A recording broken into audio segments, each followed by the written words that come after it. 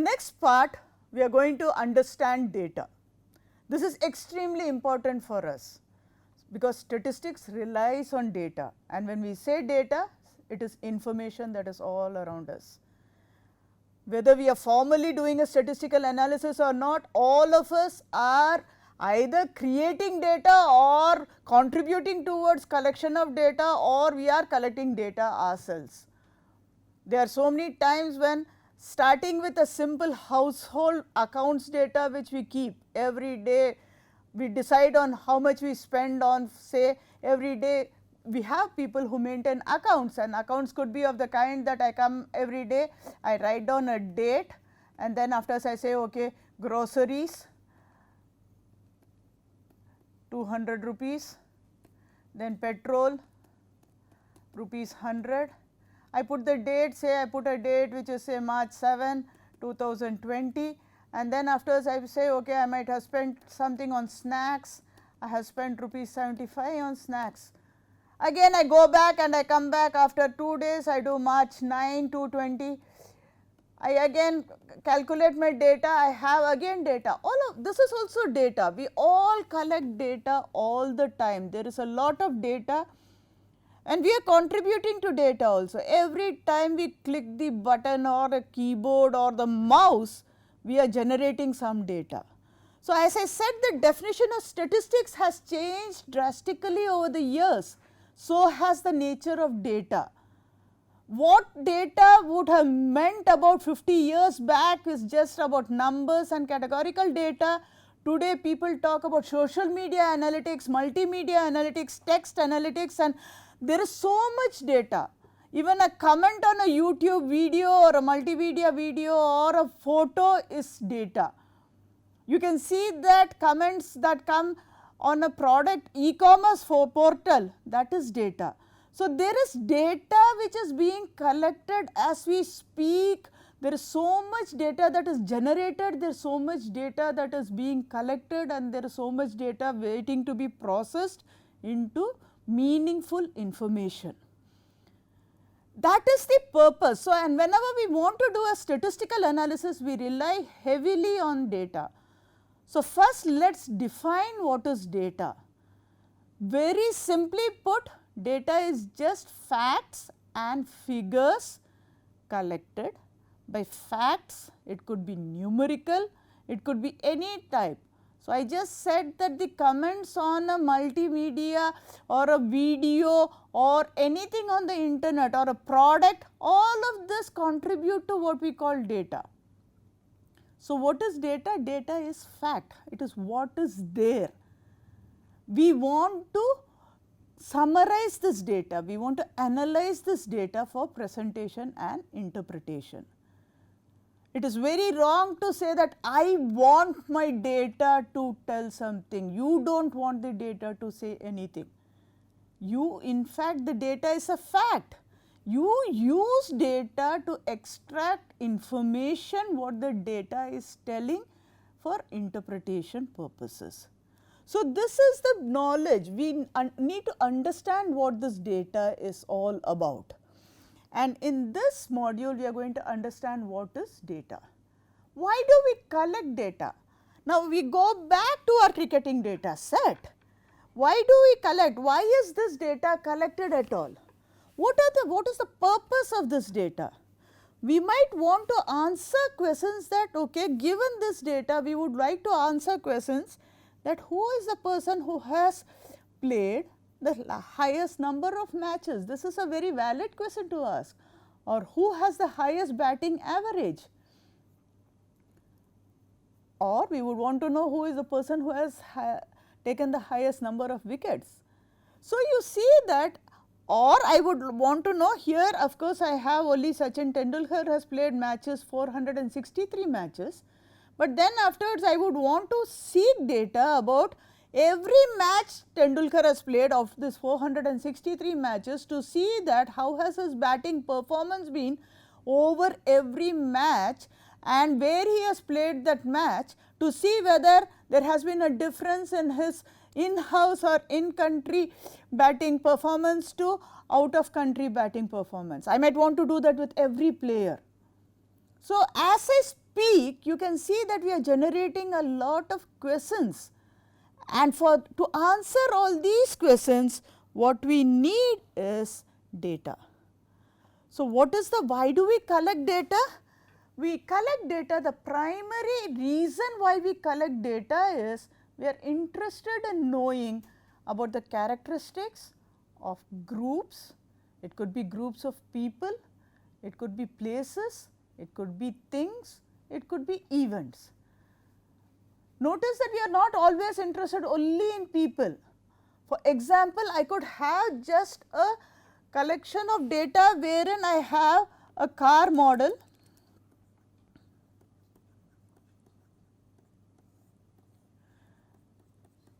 number of doors of that car, whether it is diesel, whether it is petrol, whether it is an electric car.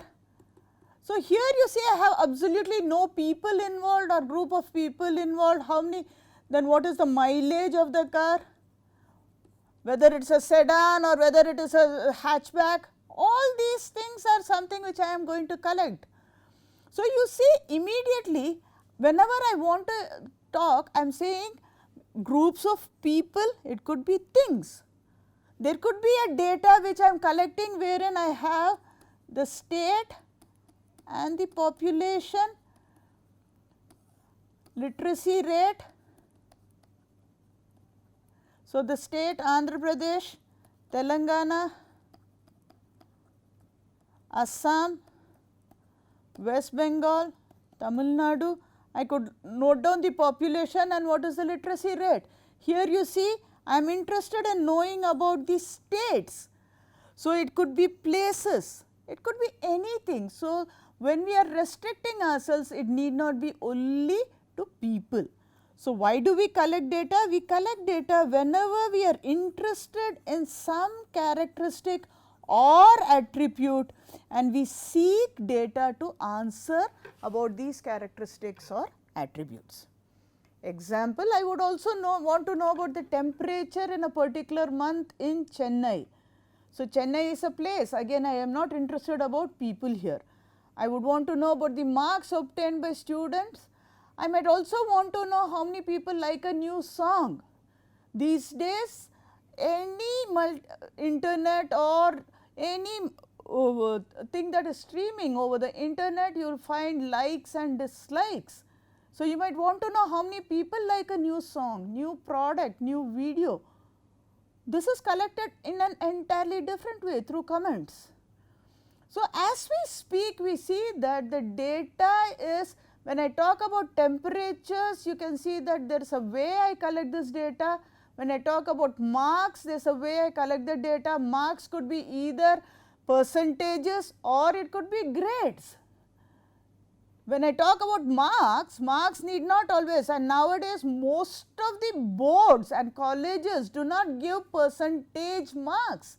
There are a lot of people who have switched over to grades or letter grades to evaluate students. So, you can see even that constitutes data. And comments, comments is also data, but that is a completely different form of data, it is textual data. So, the minute we talk about data, we see that data is all around us. We need to understand that we are collecting data to actually, because we are interested in characteristics of groups or people or events. So, this is why we collect data. The next thing is, where do we collect this data from? Where do I get this data from? To answer this question, you can see that either you go and collect the data, you need to collect data and generate data, or there is already data available, there is published data which is available everywhere. Okay. One site which you can always go and look at, most of the governments publish their own data sites. So, if you look at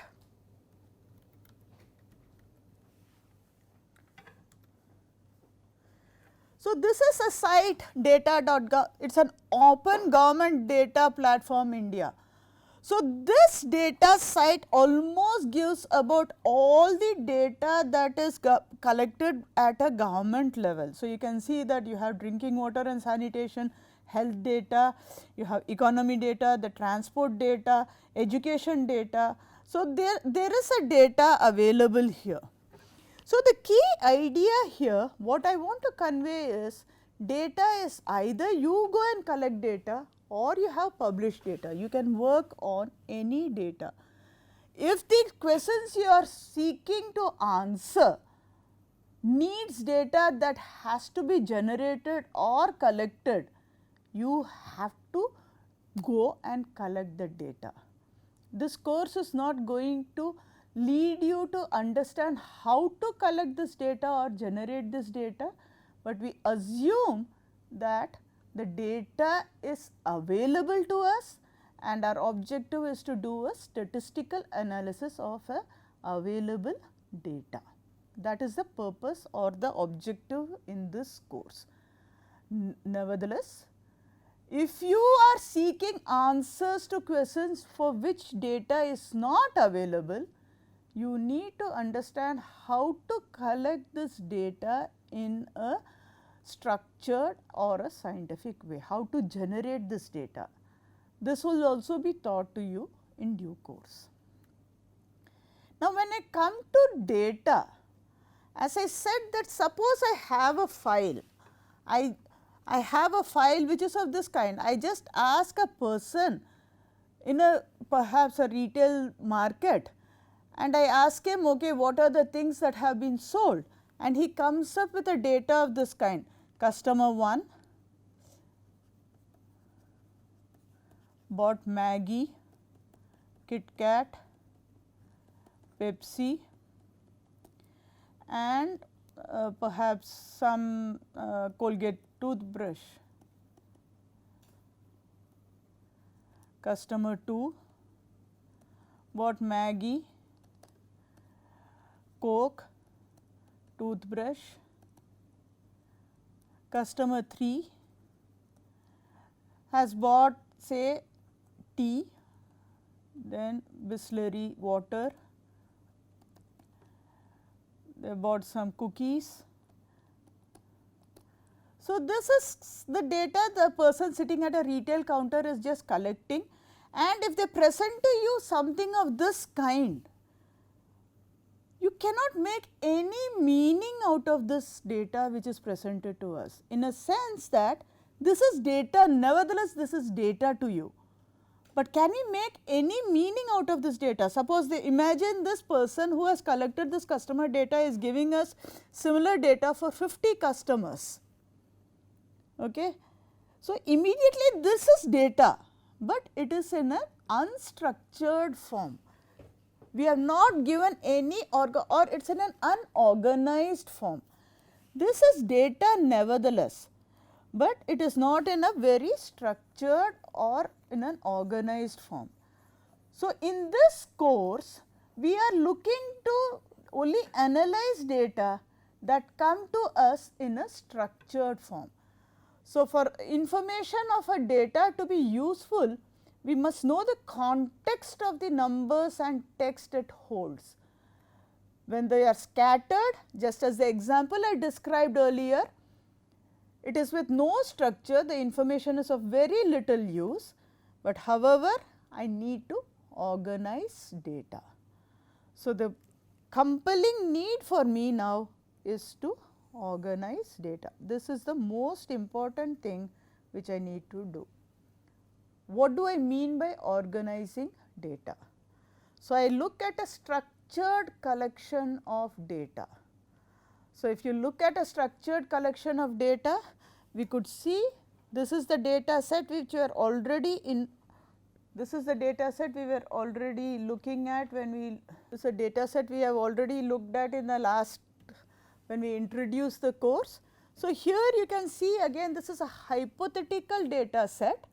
Imagine if this data set were collected by a person when every student was entering the college, and all that the person was doing was, as a person was entering the college, wrote down Anjali, female, board, what is the board, ICSC, marks obtained 98 and all of that. Then after is Ramu, male, and all of this. If that person had done this kind of a data collection, then again it would have been unstructured. So, what we look at is, we are trying to give a structure to this data in terms of what we refer to as a data table. And in this course, we are going to largely use Google Sheets to analyze our data. Hence, we want to put this data, or there are many ways of tabulating your data. We are going to now describe what is the way we are going to use to analyze data in this course. And mainly we are going to use spreadsheets, this Google Sheets, to analyze our data. So, we are going to understand now how we are going to structure or organize data in a spreadsheet. How would we go about it? That is the next thing which we are going to organize. If you look at another data set here, you can see that this data set has collected over some 9 patients, sorry, it has collected about 20 patients who are entering a diagnostic center over a period of time 738, 812, the height, gender, blood group, body temperature and blood pressure. So, again you see that this gives us a sort of tabulated data. Now, we are going to understand what we mean by a structured collection of data, and that is what we are going to focus on now. When I mean by a structured collection of data, to form a data set, I first need to understand what is a variable. Now, suppose again I have a set of data which looks like this. I have name and I am looking at the fees paid.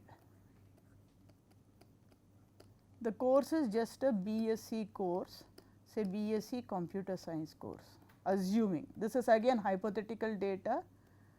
I have names again Anjali,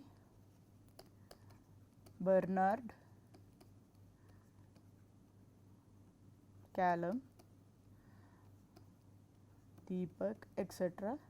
When you look at the fees paid, again these are hypothetical numbers. If I am looking at 30,000 all in INR, 30,000, 30,000, 30,000.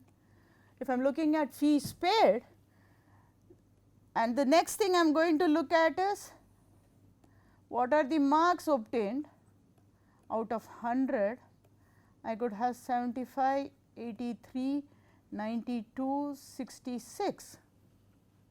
Now, when I look at this table, you can see that when I look at fees paid, all of them are paying the same fees.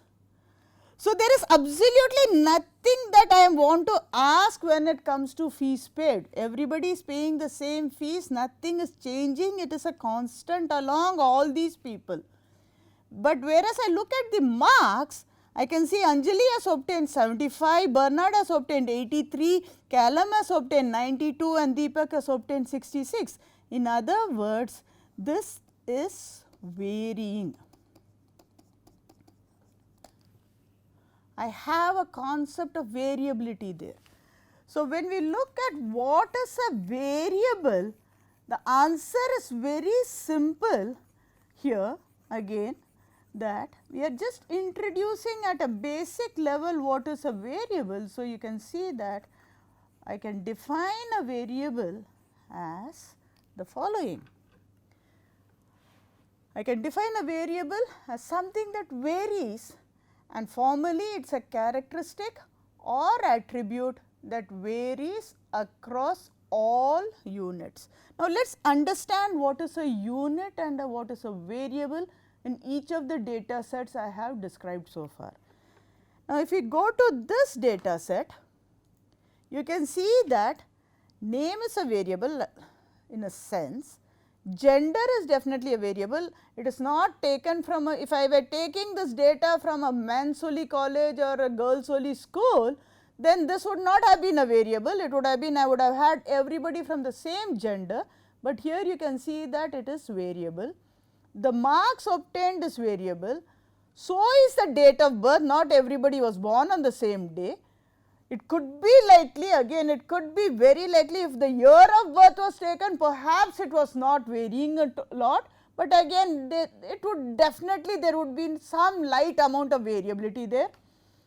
The board, the mobile number, will come and see. So, here if you look at it, the way we have defined name, gender, date of birth, marks, the board, and all of them are variables, whereas Anjali, Pradeep, Varsha, Divya, they are all cases or observation. On each case, I have each variable recorded. For each case, for Anjali I have each variable recorded. Similarly, I come to the hospital data, the variable is time, the date. If you look at the date, you see it was over the same day. So, here you can see the date is not varying, but here yes, it is third. The first 8 observations, if my data is a subset and I am looking only at the first 8 observations, it was taken on the same date. So, that is not varying, whereas time of entry is varying, this is also data. Height varies, gender varies, blood group varies, so is the blood pressure and body temperature. So, you can see that in this case, the person, I have not noted down their number, but I can call them the person 1 is recorded at time of arrival, height, gender, weight, blood group, body temperature and blood pressure. Similarly, each person who enters the system is recorded on each of the variables.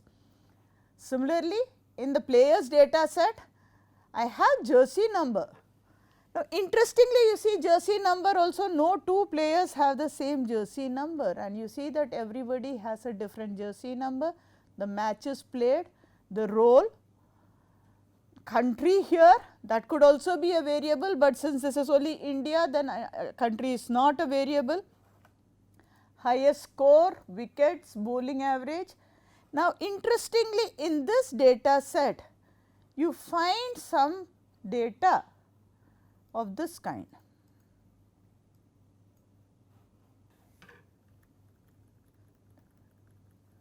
Yeah, you can find in this, there is a data which is telling 0 and there is also a data which is just showing dashes. Now, what does this mean? You see that Gautam Gambhir did not take any data, but he has bold. Okay. So, the value is 0. Whereas, when you look at the data of Dinesh Karthik or Robin Uthappa, you see that they do not have the data that is available for giving them any bowling statistics at all.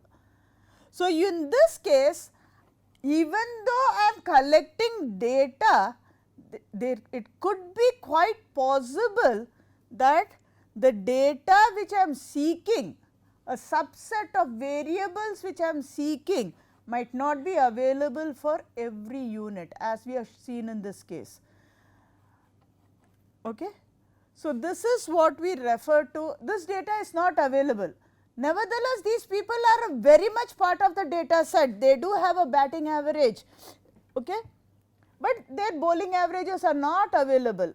What I want to emphasize at this point is, this non-availability of data is different from a data taking a value 0, it means a lot. This 0 is taken even though a person has bowled 13 overs, whereas here the data is not available because these people have not bowled. We cannot take it as 0, it would mean a completely different story at this point of time. So, when we look at data, the first thing which we need to understand is what is a observation and what is a variable. So, intuitively a variable is that varies, formally it is a characteristic that varies across all units. if that characteristic is available for that unit. As we saw in the cricket data set, that characteristic is not available for certain players, the characteristic of bowling averages.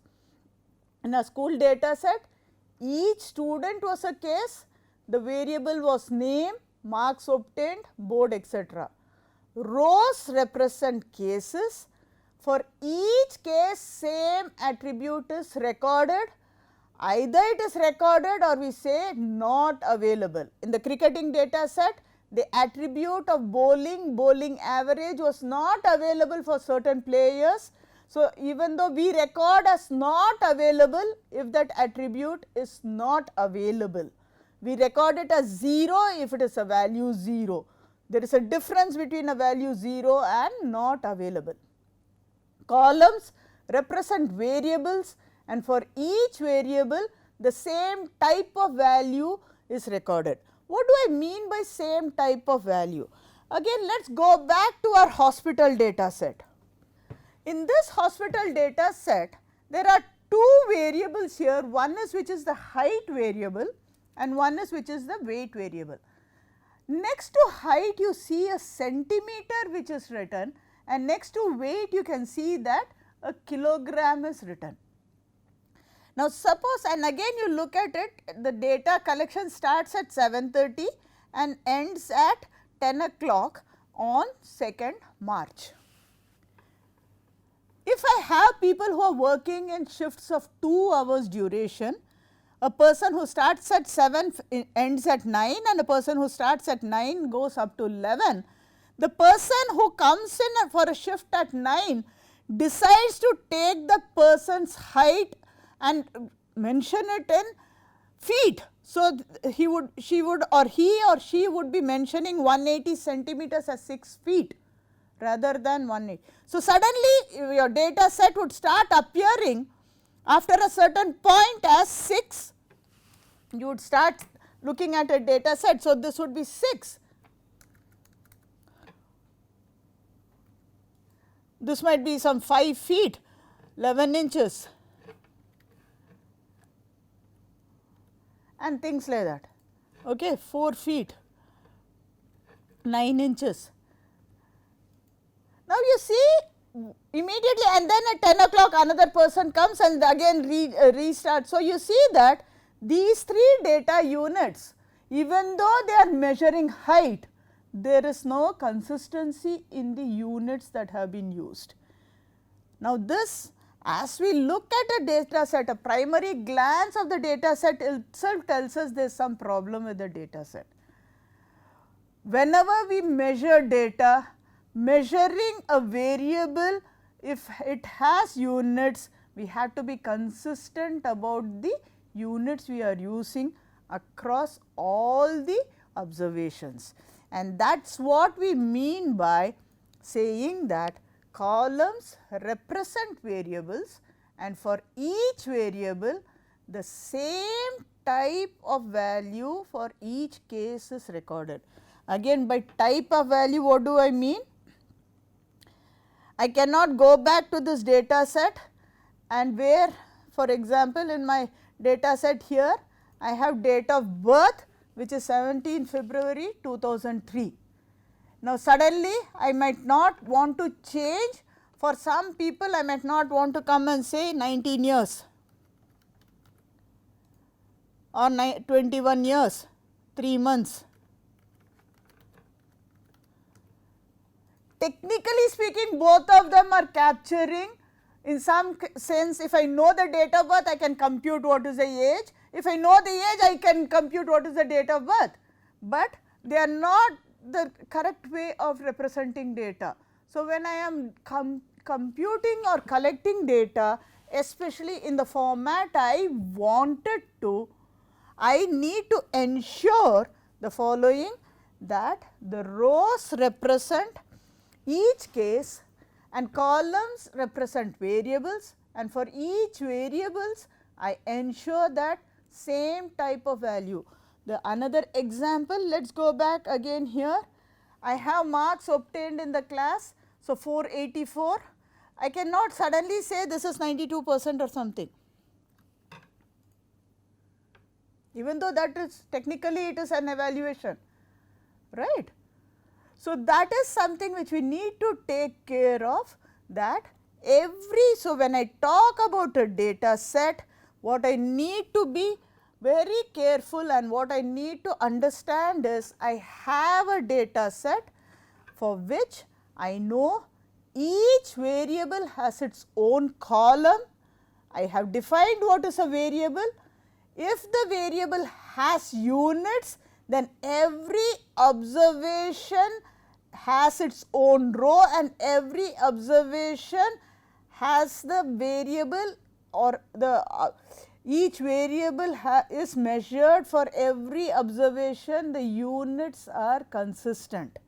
I cannot have an observation taking the unit of height, which is a variable in centimeters, and another observation which is giving the unit of height in feet. I need to have the variable height taking the same type of value for each observation. So, at this stage we understand what is data, and the data set for this course is the data set which would be organized in a spreadsheet. We have shown a couple of examples here. This is the school data organized in a spreadsheet. This is the hospital data which is again organized in a spreadsheet. These are the players data which is organized in the spreadsheet. What we need to understand and remember is the columns represent the variables, the rows represent observations or cases. For every observation I am marking what is the variable value. If the variable value is not available, I put a not available symbol. I capture the non availability of that particular variable for that observation. So, at this point of time we have a data set available for us for analysis. So, the next step we need to understand is, what do we understand about this variable? How do I classify these observations? That is the next thing.